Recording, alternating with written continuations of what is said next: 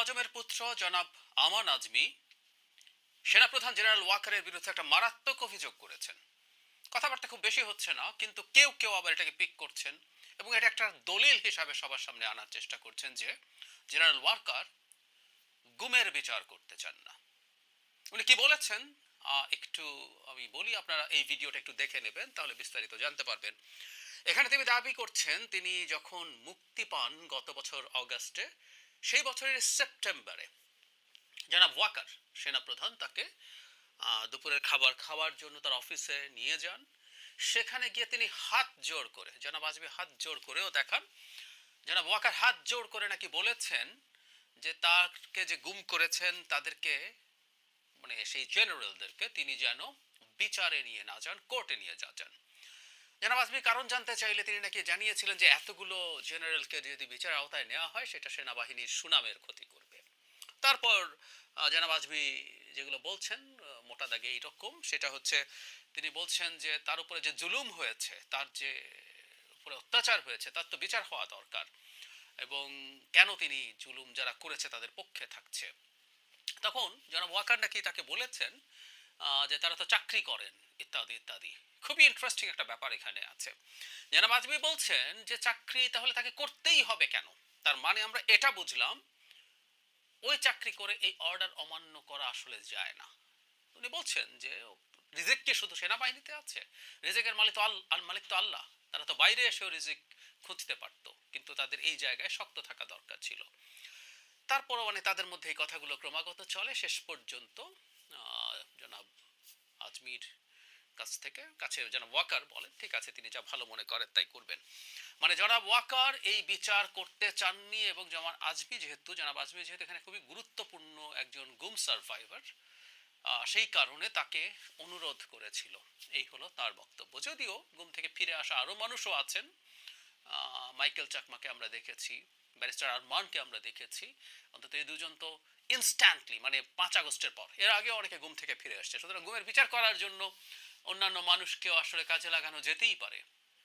অনেকে কয়েক মাস, বছর এরকম সময় পর আগেই, মানে শেখ হাসিনার সময় ফিরে এসছে, বা বিএনপি জনাব সালাউদ্দিনকে আমরা 2 মাসের বেশি গুমের পর থেকে তার সন্ধান জানি, এরকম তথ্য ওদেরকে দিয়ে বিচার হতে পারে। এখন জনাব আজমিকে ডেকেই গুমের বিচার করা যাবে না কেন বলা হবে না, আমি খুব নিশ্চিত নই। কিন্তু তার চাইতে জরুরি কথাটা হচ্ছে এই কথাটা বলে তিনি আসলে কি অর্জন করতে চাইছেন সেটা সম্ভবত খুব অল্প সময়ের মধ্যে দেখা গেল যে ওনার এই বক্তব্য দিয়ে অনেকে অনেকে দেখানোর চেষ্টা করেছেন যে দেখুন উনি বলেছেন। সুতরাং জনাব ওয়াকার সম্পর্কে তারা যে অভিযোগ করছিলেন জনাব ওয়াকার বিচার চান না, এই প্রসঙ্গে একটু বলে রাখি, আমি শেষের দিকে আসবো, যে আমিও নাকি এই গুমের বিচার চাই না এই বলে ফটো কার্ড নিয়ে আমাকে তুলোধুনা করার চেষ্টা করা হচ্ছে। আসবো সেই জায়গায়। তো যাই হোক, এটা দিয়ে প্রমাণ করার চেষ্টা করছেন জনাব ওয়াকার নাকি বিচার চান না। এখন আমি এই প্রশ্নটা করতে চাই, আমি জনাব আজমির প্রতি সহানুভূতিশীল থেকেই বলছি, একটা মানুষ এত বছর গুম ছিলেন, এত মর্মান্তিক কোনো কিছু হতে পারে না এতে, এটা নিয়ে আমার কোনো দ্বিমত নেই। কিন্তু তিনি একজন মানুষ সম্পর্কে, একজন ব্যক্তি সম্পর্কে এই ধরনের একটা মন্তব্য করে দিলেই, তিনি গুম ছিলেন বলেই সেটা শতভাগ সত্যি কথা, আমরা এভাবে কেন গ্রহণ করব? কেন এটাকে প্রামাণ্য এবং অকাট্য হিসাবে ধরে নেব? আমি সরি, আমি এটা নিতে প্রস্তুত নই। আচ্ছা, আর যদি তর্কের খাতিরে ধরে নিচ্ছে, এটা যদি হয়েও থাকে, তাকে যদি এটা করেও থাকেন জনাব ওয়াকার এই অনুরোধ, এই কথাটা এখন কেন মাঠে আনতে হচ্ছে?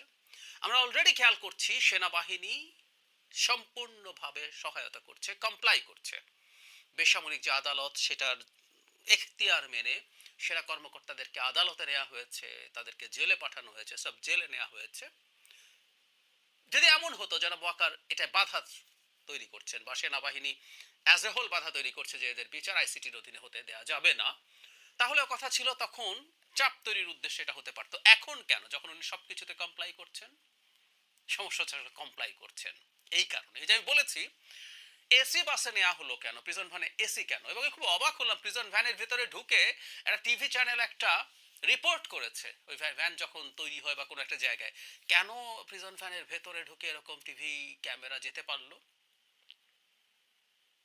প্রিজন ভ্যানে নেওয়া না নেওয়ার তর্ক আমি সরিয়ে রাখছি, এখন এই আলাপ করতেই পারে, এটা যৌক্তিকতাও আছে যে তাদেরকে প্রিভিলেজ দেওয়া হবে কেন। তাদেরকে সাব জেলে রাখা হবে কেন, এগুলো নিয়েও কেউ আলাপ তুলছেন এবং এগুলোকে এখন শোরগোল করছেন। মানে একটার পর একটা বিষয় কমপ্লাই করছেন, সুতরাং একটা ঝামেলা বাঁধানোর চেষ্টা হচ্ছে। যারা আজমির এই বক্তব্যকে আমি ওইভাবেই দেখতে চাই। যখন সেনাবাহিনী এবং সেনাপ্রধান আমাদের আইসিটির সাথে কমপ্লাই করছেন সম্পূর্ণভাবে, তখন তিনি এই আলাপটা যদি সত্য হয়, আবারও বলছি একতরফা এরকম অভিযোগ করা যেটার কোনো প্রামাণ্য ডকুমেন্ট নাই, আমি দুঃখিত, একজন গুমের ভিকটিমের মুখ থেকে আসলেও সেটাকে সত্য বলে অন্ধভাবে মেনে নিতে হবে, আমি সেটা মনে করি না। আমি মনে করি না। প্রত্যেকটা মানুষের কোনো না কোনো ফর্মের মোটিভ থাকে। জনাব আজমি তো বের হওয়ার সাথে সাথে অল্প সময়ের মধ্যে তিনি জাতিসংগীত পাল্টাতে বলেছিলেন। ওনার মুখ দিয়ে তার মানে কথা বলানোর প্রবণতা আছে, ইচ্ছে আছে, সেটা নিজে বলুন অথবা কেউ তাকে দিয়ে ব্যবহার করছেন তার এই সহানুভূতিকে। এই চেষ্টাটা হচ্ছে, আমি মনে করি এটাও কিন্তু মূলত মূলত তাদের যাদের প্ল্যান ছিল এইসবকে কেন্দ্র করে জনাব ওয়াকারকে, সেনাপ্রধানকে সরিয়ে ফেলবেন। এবং সেনাপ্রধানকে সরানোর মানে হচ্ছে, উদ্দেশ্য হচ্ছে দেশের নির্বাচনকে পিছিয়ে দেয়। কারণ এই ভদ্রলোক তার নির্বাচনটা ঠিকঠাক মতো করে ব্যারাকে ফিরিয়ে নিতে চান সেনাবাহিনীকে, এবং সেনাবাহিনীর মধ্য থেকে নিম্ন পর্যায়ের সব অফিসার, প্রায় সব অফিসার, এনসিও, জেসিও, সোলজার তার সাথে অ্যালাইন্ড আছে, এভাবেই জানা যায়। সো তাকে সরাতে হবে, চেষ্টা করে পারা যায়নি। সো তার নামে যত বেশি সম্ভব কথা বলা হোক, সেটা তাদের পারপাস সার্ভ করবে, মানুষকে খেপিয়ে তোলা যাবে। এই যে উনি গুমের বিচার চান না, বলছে কে, একজন গুমের সার্ভার, এবং তিনি ফার্স্ট হ্যান্ড যে ওনাকে ডেকে নিয়ে হাত জোড় করে অনুরোধ করা হয়েছে। খেয়াল করি আমরা, আমি এই যে AC bus, AC prison van এবং তাদেরকে সাব জেলে রাখা নিয়ে যখন কুতর্ক হচ্ছে, আমি আবারও বলি যে এই মুহূর্তে এগুলো তর্কের সময় না, তাদের বিচারটা হওয়া জরুরি। বিচারটা ঠিকঠাক মতো হয় কিনা, কোনো কোনো ক্ষেত্রে যদি একটু বেশি প্রিভিলেজ তারা পেয়েও থাকেন, সেটা যদি আইনের মধ্যে হয়, আপাতত আমরা শোরগোল না করি, কারণ আমরা খুবই ভলেটাইল একটা সিচুয়েশন, খুবই অস্থির একটা সময়ের মধ্য দিয়ে যাচ্ছি। সেটা বলে বলছিলাম যে তাদের বিচার যেভাবে প্রসেসে চলছে, তারা কমপ্লাই করছেন, বিচারটা ঠিকঠাক মতো হোক। কিন্তু এগুলো নিয়ে আলাপ করে আমরা সেনাবাহিনীকে যদি প্রশ্নবিদ্ধ করি, তাহলে এই বিপদটা আমাদের সামনে আছে। এই বিপদ বলতে যে অংশটুকু, এই অংশটুকু করে ফটো কার্ড বানানো হয়েছে, এবং আমি অনেককেই দেখলাম তথাকথিত ইন্টেলেকচুয়ালরা কেউ কেউ ওই ফটো কার্ড শেয়ার করে আমাকে তুলোধুলো করছেন, যাদেরকে মনে করা হয় কারো কারো কোনো কোনো দলের সাথে কানেক্টেড, অ্যালাইন্ড, ইন্টেলেকচুয়াল সাপোর্ট বা ইনপুট দেন সেরকম মানুষজন। আমার ভিডিওটাও শোনার কারো আগ্রহ হয় নাই। এই ঘটনা ঘটছে সমানে। আসলে উদ্দেশ্যটা হচ্ছে ওই দেখানোর চেষ্টা করা যে কত মানুষ বিরুদ্ধে আছে। আমি গুমের বিচার চাই না যখন বলি, যদি বলানো যায় আমার মুখ দিয়ে, যদি দেখানো যায়, প্রতিষ্ঠিত করানো যায় আমার বহু বছরের যে অ্যাক্টিভিজম আছে ইনসাফের পক্ষে, ন্যায়ের পক্ষে, সেটাকে ভিলিফাই করা যায়। ও কেনা হয়ে গেছে, ও ভারতের দালাল হয়ে গেছে, ও হাসিনার দালাল হয়ে গেছে, ও কচু খেতে হয়ে গেছে, এইসব ব্র্যান্ডিং করা সোজা হয়ে যায়। অথচ ওই ভিডিওতেই খুব বিস্তারিতভাবে আছে, আমি আজও বলছি। একই সাথে এটাও বলছি, আমি আবার একটু বলে রাখতে চাই, বিচারটা এখানে হয়েছে, আমি এটাও বলেছি, সেনা আইনে যদি বিচারের ব্যাপারে দুই পক্ষ বলতে সরকারের সাথে, মানে সেনাবাহিনীর সাথে আইসিটির যদি কোনো না কোনো রকম আন্ডারস্ট্যান্ডিং হয় এবং সেনা আইনের যদি কোনো সংশোধন প্রয়োজন হয়, সেটাও হতে পারতো, কিন্তু বিচার হতে হবে। এটা নিয়ে কারো কোনো দ্বিমত থাকার কোনো কারণ ছিল না, করছিল না, তবে সেটা ন্যায় বিচার হতে হবে। পালিয়ে গেছে ডিজিএফআই চিফরা, এখন ডিরেক্টররা সবাইকে ঘরে দরে এখানে অ্যাকিউজ করা যথেষ্ট যৌক্তিক কিনা, এই প্রশ্নগুলো আসতে হবে। এগুলো আমরা কোর্টে ন্যায় বিচারের মাধ্যমে প্রতিষ্ঠিত হবে বলে আমরা বিশ্বাস করতে চাই। যদিও ডিজিএফআই নিয়ে সোফার আমরা যেসব জিনিস দেখেছি, যে লিগাল ফ্রেমওয়ার্কে সেই অর্থে নাই, সেখানে কি হতে পারতো না পারবো। এবং আমি অলরেডি বলেছি, জনাব আমান আজমি নিজেও বলছেন যে মানে ওখানে এইটা না করতে গিয়ে তাকে চাকরি ছেড়ে দিতে হতে পারতো।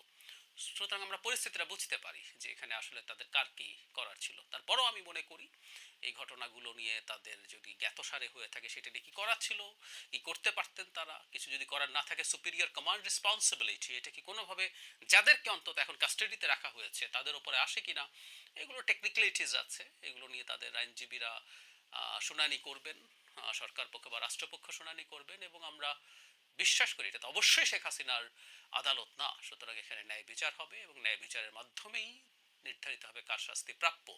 জেনারেলি সেনাবাহিনীর দিকে বা সেনাবাহিনীর কিছু অফিসারকে কোনো না কোনো ফর্মে আমরা বিচার করে ফেলবো, শাস্তি দিয়ে ফেলবো, এই অন্যায়টা কোনোভাবেই হতে দেওয়া যাবে না যদি তারা কেউ এটার সাথে দায়ী না হন। শুধুমাত্র আমাদের ক্ষোভ আছে, আমাদের বিক্ষোভ আছে, আমাদের রাগ আছে, সেটাকে চরিতার্থ করার জন্য। এবং যেহেতু সুপিরিয়র কমান্ড রেসপন্সিবিলিটির মূল লোকগুলো আমাদের হাতে নাই, শেখ হাসিনা নাই, ডিজিএফআই চিফরা সবাই ভারতে পাড়ি দিয়েছেন, তখন আর কেউ কেউ করে ফেলবো, সেরকম কিছু যাতে না হয়। আমি আবারও বলছি, যাদেরকে ধরা হচ্ছে তাদের মধ্যে কেউ যে এর মধ্যে জড়িত নন আমি সেটাও নিশ্চিত করে বলছি না। আবারও বলছি, এগুলো প্রত্যেকটা কোর্টের হাতে যাক। কিন্তু এই চর্চাটা জনাব আমান আজমি অত্যন্ত খুবই দুঃখজনক একটা কাজ করলেন। তার মতো মানুষ তিনি নিজে করুন অথবা কারো প্ররোচনায় করুন, উনি দেশের অস্থিতিশীলতার মধ্যে একটা কাজ করেছেন যেটা অস্থিতিশীলতা আরও বাড়িয়ে দেবার খুবই সম্ভাবনা।